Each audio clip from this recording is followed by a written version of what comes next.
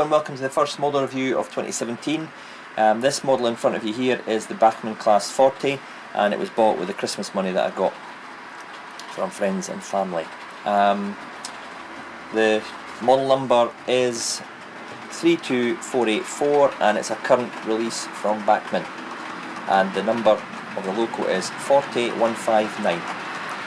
I believe this loco was stationed at Haymarket at some point in its career, so it sets in nicely with my Scottish theme for the layout. So let's have a look at it. First of all is the sheer weight of it. The 40 is quite a sizable, hefty loco. It was in real life and it certainly is in model form. Standard Bachmann packaging, and obviously my instructions and whatnot there. I'm trying to get me to sign up to the Collectors Club, no doubt. Okay, right, first off we've got the detailing pack here with the frost grills and jumper cables. Okay, there seems to be 4 there, and other bits of pipework etc. picked out in the orange. Have a look at that later.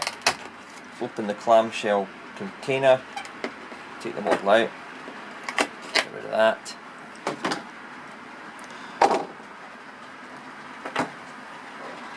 Okay, first thing I'm struck by is the length of this loco. Let's get a steel rule here and have a look. From buffer to buffer it's 280mm, so that's probably the longest locomotive I've actually got. It has 8 wheels on each bogie, again longer than usual. Or they say the class 47s and the class 37s. It's got these kind of pony truck wheels at the front here on a separate kind of pivot to help them around the curves, which is very clever. Okay, and as per normal with Bachmann locos, you've got your tail lights on and off and your cab lights on and off there. Both at the moment are set to default, which are on. Okay, let's work our way around the bogies here. They've got these kind of what look like metal sandpipes, which are quite a nice touch, quite a nice detail. You can see them there. Okay, I'm actually struck by the size and the weight of this thing. I'll have to put it down. Class 40 is quite a plain loco, and when I go into the review I'll kind of compare it to a class 37, so let's go and do a proper review on it now. Before I go on to kind of cover the Bachmann loco itself, I'll kind of give you a rundown through the history of the actual Class 40 loco. They were originally referred to as the English Electric Type 4s, and they weighed about 136 tonnes, and they pumped out nearly 2,000 brake horsepower, and they were just around about 70 feet long.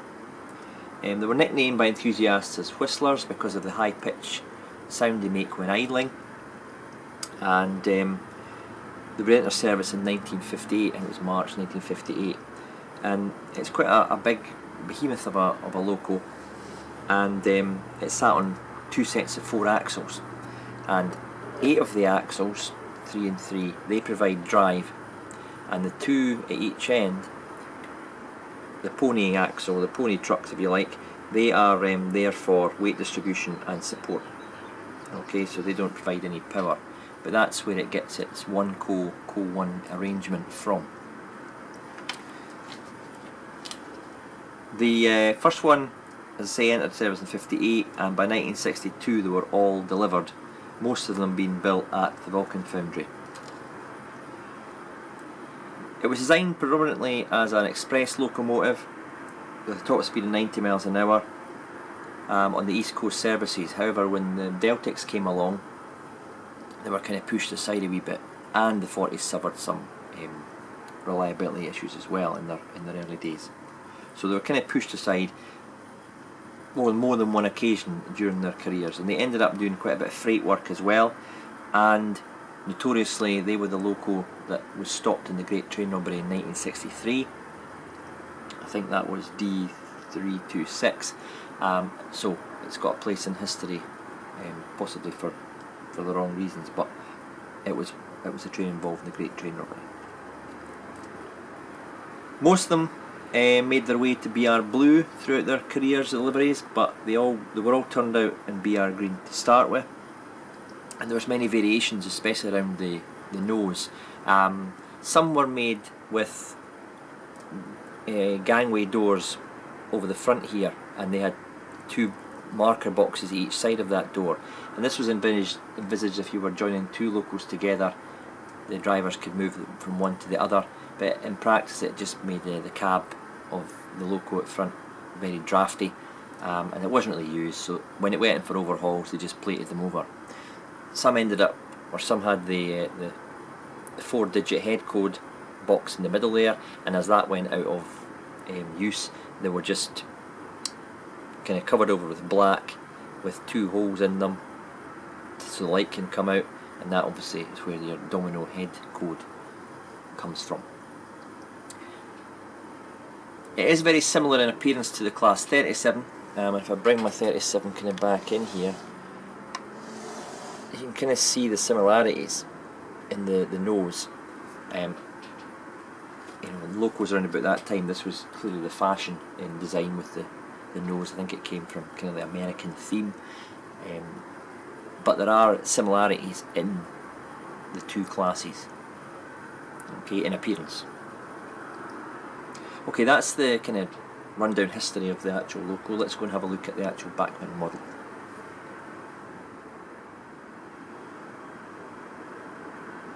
In around about 2004, Bachmann released a newly tooled Class 40, and as soon as it came out there were grumblings and mutterings about the proportions and the shape, especially around the cab and the nose, and Bachmann hadn't quite captured the look of the 40.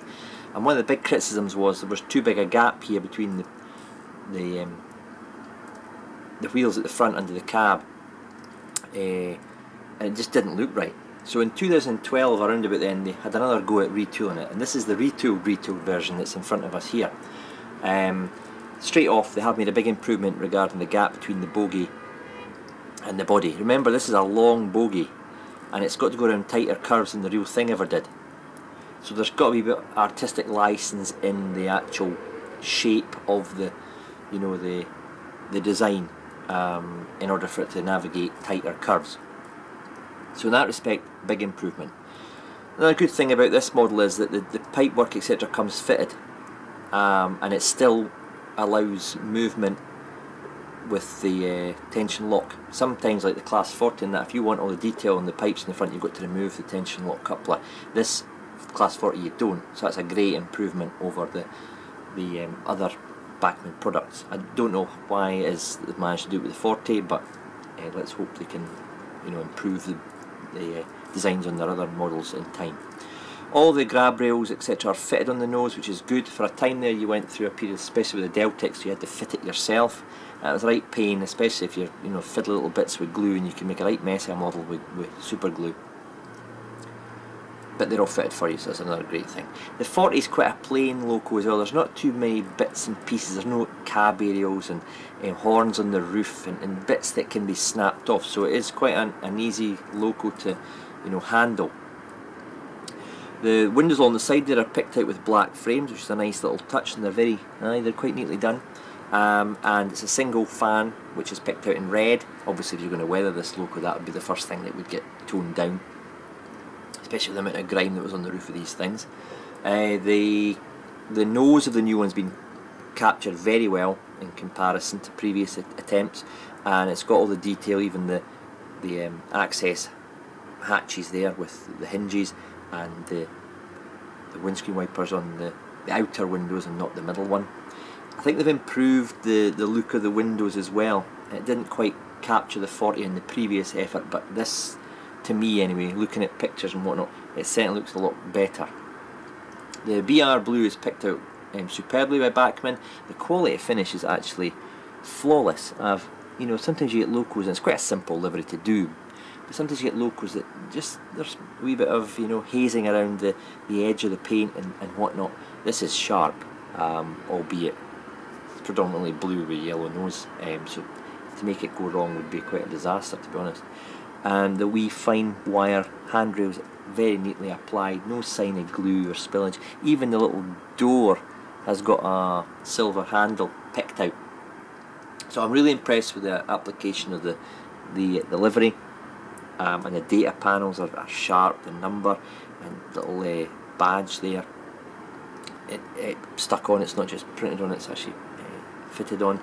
If you look at the end here, you've got even the blue star emblem markings there. Again, very neatly picked out. So I can't fault Bachmann on any front regarding the finish of this model. I mentioned it was very similar to the 37. Well, can I bring in my 37 here, put it on the tracks just to feel it in. You can see the visual similarities there in the nose. I think it may be a fashion thing around about the time, you know, kind of influenced by American themed locos. A lot of the locos had noses like this in the UK, and you know, you can see where there's a kind of design influence on both. Aesthetically, obviously, but because the 40 is a different loco, but you can see the differences and the similarities. It'd been really nice to see these enlarged logo, but obviously they were gone before that kind of became mainstream. So overall, really impressed. I got it from a local retailer. Try to buy local whenever I can. He doesn't often, but he matched the price of another well-known retailer, so I was happy at that. And as I say, once I get it running on my layout, it's sure to perform well.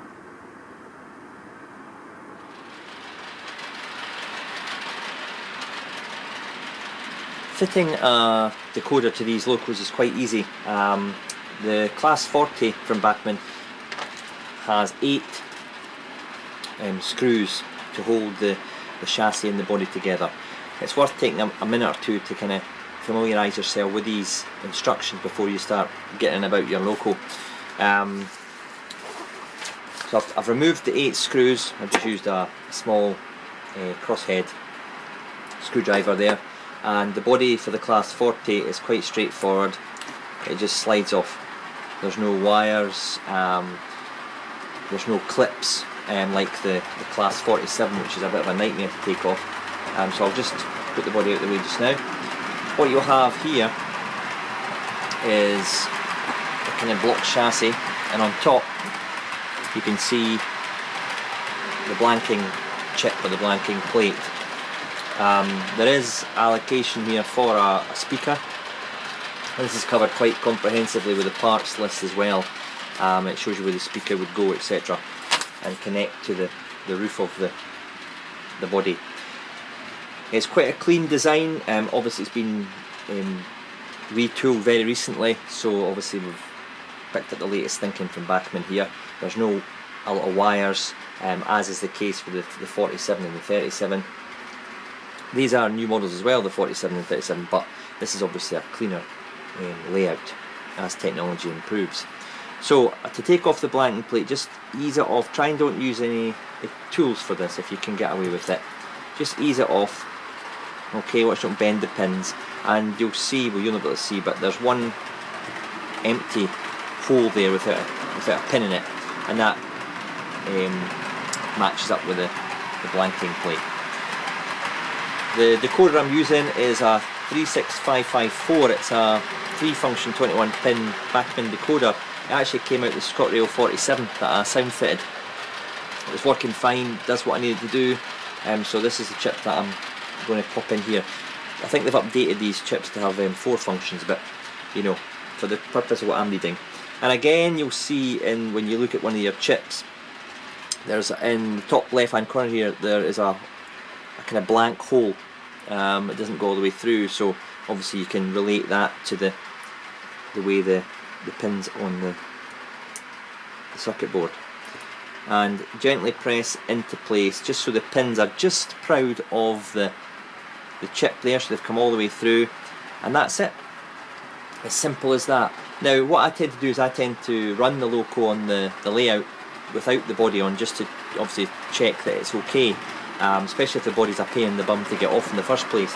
So you know, I'll do that, but just to show you before I go and test it, the body just slides back on, very straightforward.